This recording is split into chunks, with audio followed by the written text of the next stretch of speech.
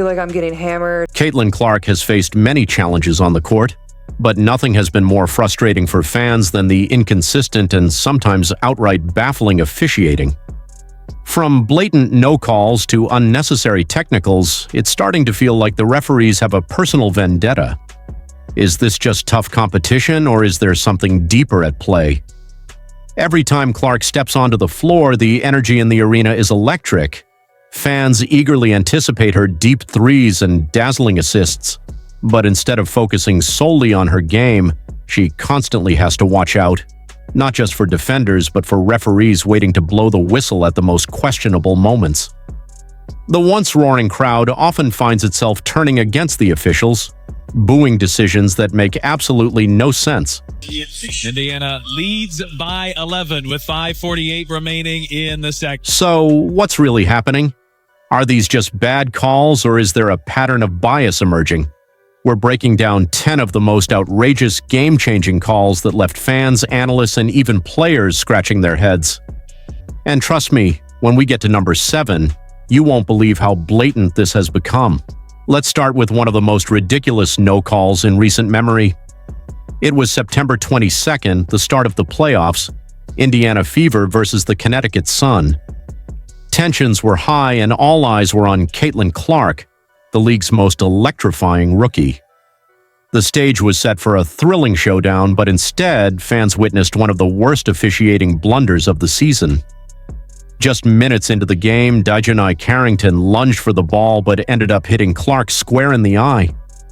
The impact left Clark momentarily dazed, blinking as she tried to regain her focus. The crowd waited for the whistle, and waited, but it never came. Clark, harassed by Carrington, finds Boston. Clark gets hit in the face by Carrington and is down. Fans erupted in outrage, expecting at least a foul call, if not a flagrant, but the ref stayed silent. The play continued as if nothing had happened. Meanwhile, Clark, clearly affected by the hit, struggled to find her rhythm. She finished the first half shooting an uncharacteristic 1 for 9 from the field, including 0 for 6 from beyond the arc.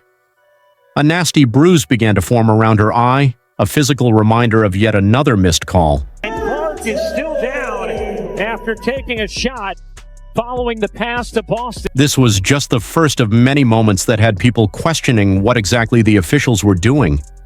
Was this just another case of tough playoff basketball, or was it something more?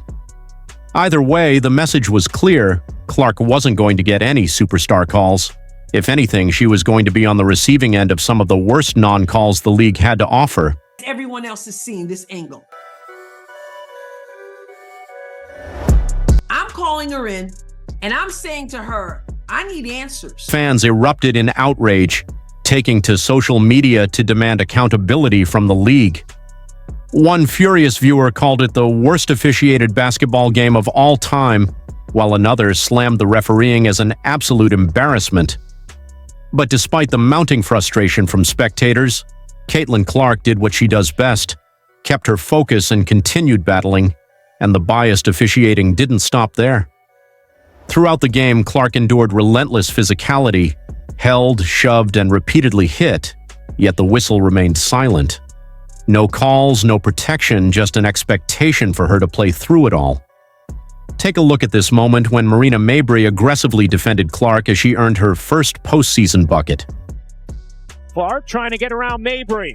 Clark to the rim, reverses it home through the contact. Even the game's commentators couldn't ignore the excessive contact, calling attention to the blatant fouls, but the referees remained completely indifferent. Clark, however, didn't let the missed calls define her. She found other ways to contribute, proving yet again why she's one of the toughest competitors in the league. But this wasn't just about one game. It was a glaring example of how officiating can shape outcomes and, more importantly, put players at risk. Then came another moment of shocking physicality that left fans questioning the boundaries between aggressive defense and outright dangerous play. This time it was a matchup against the Connecticut Sun on August 28th. Everything seemed normal until Alyssa Thomas bulldozed through Clark, delivering a shoulder check that sent the rookie crashing to the floor. Another look here at the heavy contact. The arena gasped in disbelief. The hit was brutal, yet somehow the officials only assessed a common foul. Fans were livid. "That's not basketball," one person tweeted, while another described it as a cheap shot, pointing out the clear shoulder lean-in. The overwhelming consensus was that it should have been a flagrant foul, and the failure to call it as such only fueled growing concerns about officiating in the WNBA. Even after enduring relentless physicality, Caitlyn Clark refused to let it shake her confidence. She shook off the hit, got back on her feet, and went straight to work. Her ability to bounce back and stay locked in on the game was a testament to her mental toughness. Despite the blows, Clark continued making an impact, proving once again why she's one of the most determined athletes in the league. For Alyssa Thomas. Yeah, they're not going to look at this. They might. It's gotten the fans here fired up. Just when it seemed like Clark had overcome every challenge thrown her way, a new controversy emerged, this time from an unexpected source. Imagine this: a timeout, a fired-up rookie rallying her fans, and then, out of nowhere, a veteran stepping in with a blatant shove. How would the referees react? The matchup against the Seattle Storm on August 18th had already been an intense battle.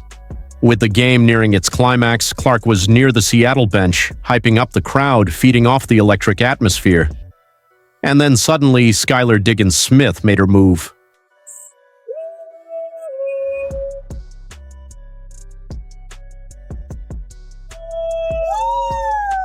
Without warning, Diggins-Smith stepped up behind Clark and delivered a shoulder check, forcefully pushing her out of the way. The initial excitement in the arena turned into stunned gasps, quickly followed by a wave of angry boos. But the referees? Once again, they let it slide. No foul, no warning, just silence. This moment instantly ignited a debate about sportsmanship and fairness. Fans flooded social media, demanding answers. "How is this not a foul?" one asked. Another questioned why certain players seem to get away with blatant aggression while Clark continues to be scrutinized for the slightest actions. Okay, by now I'm sure you've seen Skylar Diggins assault. Caitlyn Clark after Indiana blew out Seattle. And yet, while Diggins-Smith's push went completely unnoticed by officials, Clark's own displays of emotion and passion on the court have been met with quick technicals and warnings. So the question remains, was this just another example of inconsistent officiating, or is there a deeper issue at play within the WNBA? That same August 18th showdown against the Seattle Storm was already intense, but what happened next turned up the heat even more. With 7:14 remaining in the third quarter, Caitlyn Clark missed a shot and, in a moment of frustration, lightly hit the padding of the basketball hoop. Before anyone could even process what had happened, the referee's whistle rang out. Technical foul. And Caitlyn Clark gets hit with a technical.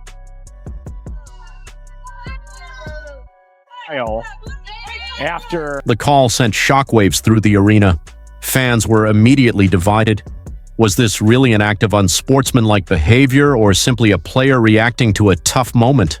The debate raged on as Clark later explained her reaction, but the damage was already done. I got a technical for basically being mad at myself because I missed the three and then I went and hit the backboard, and he told me it was disrespectful to the game of basketball. Despite the questionable call, Clark didn't let it shake her.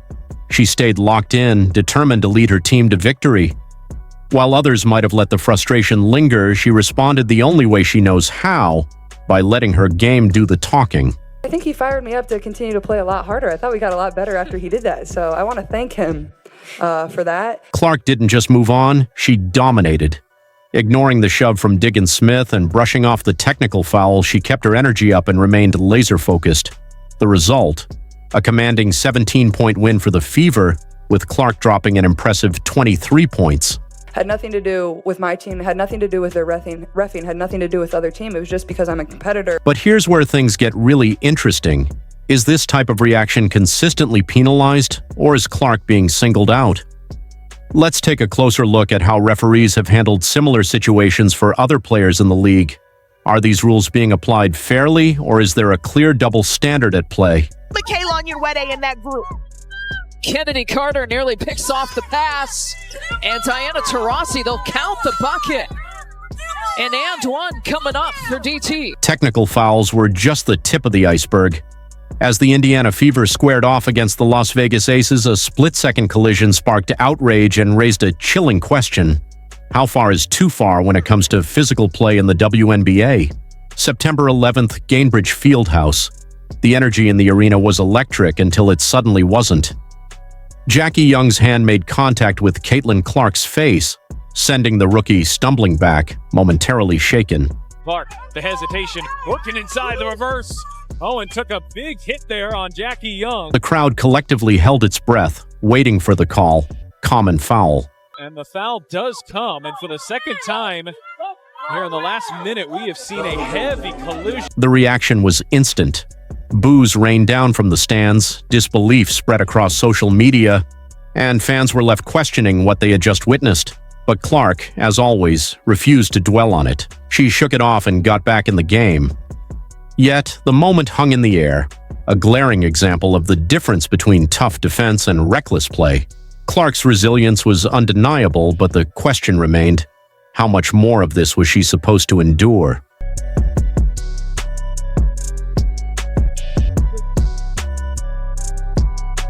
In 2024, the Indiana Fever found themselves in a fierce battle with the Seattle Storm. The first half was winding down and tensions were running high. Caitlyn Clark, always aggressive, drove hard to the basket. She was met with contact once, then again, and a third time, still no whistle. Seconds left. Goes around to Gumake. Drives baseline. His shot rejected by Izzy McMagor. And all of a sudden, we're pretty close. This has been as close as it's been. The crowd, fully locked in, erupted, not in celebration, but in sheer disbelief. How was that not a foul? On the sidelines, Fever head coach Christy Sides had seen enough. Her frustration boiled over as she spoke out after the game. "We've just got to get better with the officiating. We've got to get some of those calls." Her words weren't just frustration, they were a direct call for fairness, for consistency, for the respect Clark deserved on the court. But the bigger question loomed, was this just another missed call, or was Clark being officiated differently than everyone else? As the season went on, that question became harder and harder to ignore. As one controversy faded, another took its place. It was becoming a pattern, Caitlyn Clark at the center of jaw-dropping moments, but not for the reasons you'd expect. This time it wasn't about her record-breaking performances or game-changing shots. It was about the calls, or lack thereof. June 19th, Washington Mystics versus Indiana Fever. The tension in the arena was thick, the stakes high. Clark made her move, the defense closed in, and then it happened. Stephanie Dolson stepped up, made contact, and the ball was swatted away. The crowd collectively held its breath, waiting for the inevitable whistle, but it never came. Clark turns on the Jets. Clark to the rim and blocked. Oh, Dolson got back. Clark thought there was a foul. Confusion spread like wildfire. Fans were outraged. Social media exploded with disbelief. How does an obvious foul like this get ignored? It's one thing to let the game flow, but this felt different. Well, Clark got a pretty good case. Some argue it's just part of being a rookie, that Clark is simply experiencing the standard welcome to the league treatment. But others see something more concerning, a trend of blatant no calls that seem to follow Clark every game. One fan put it bluntly, elbow to the face is a no call, but Clark hitting the post is a technical? The inconsistency is starting to pile up. Now let's rewind to one of Clark's earliest moments in the WNBA, a game that set the tone for everything that followed.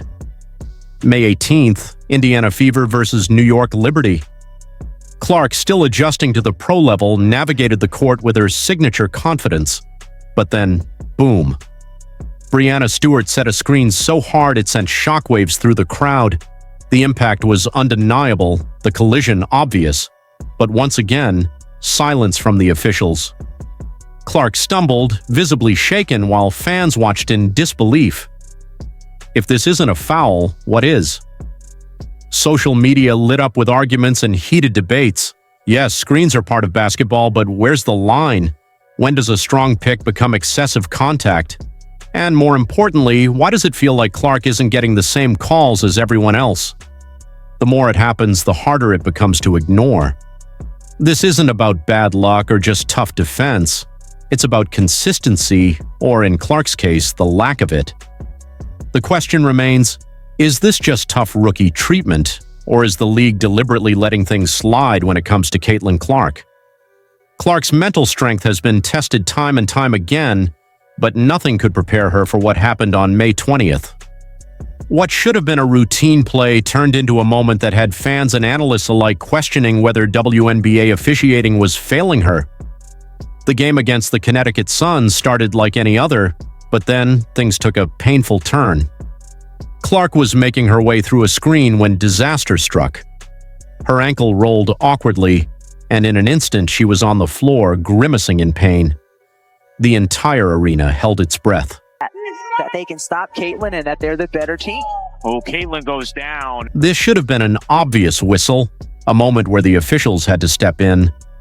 But once again, there was nothing, no foul, no stoppage, just Clark clutching her ankle while the game continued around her. Fans were stunned, unable to believe what they were witnessing. Social media erupted with frustration. If a hard screen leading to a rolled ankle wasn't enough to warrant a call, then what would be? The issue wasn't just about fairness anymore, it was about player safety. Yet Clark didn't let it stop her. Despite the discomfort, she pushed through, refusing to let the injury sideline her. This moment, painful as it was, proved exactly what sets her apart. Not just her talent, but her resilience. She isn't playing for highlight reels, she's playing to win, no matter the challenges thrown her way. Now, what little girl wants to grow up and play in a league where you're targeted like that?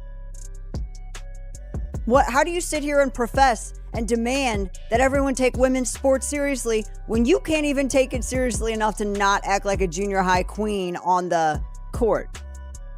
It's stupid. It's so dumb. It looks like a soap opera. 10 controversial calls, 10 unbelievable moments. From brutal body checks to blatant no calls, Caitlyn Clark has faced it all. Yet, with every challenge, she has shown why she's the future of the WNBA. These weren't just bad calls. They were moments that sparked outrage, ignited debates, and made fans question the integrity of WNBA officiating. But here's what truly matters. Clark's resilience never wavered. No matter how many hits she took, how often the whistle stayed silent, or how unfair the treatment seemed, she adjusted. She found ways to shine, even when the odds, and the referees, seemed against her. So what does this mean for the future of the WNBA? How does the league ensure fair play while keeping the intensity that makes basketball so thrilling? We've broken down the calls, we've seen the hits, and we've watched Clark battle through it all. Now it's your turn to weigh in. Is the WNBA failing to protect its biggest star, or is this just part of the game? You decide. Let us know in the comments, like the video, subscribe, and turn O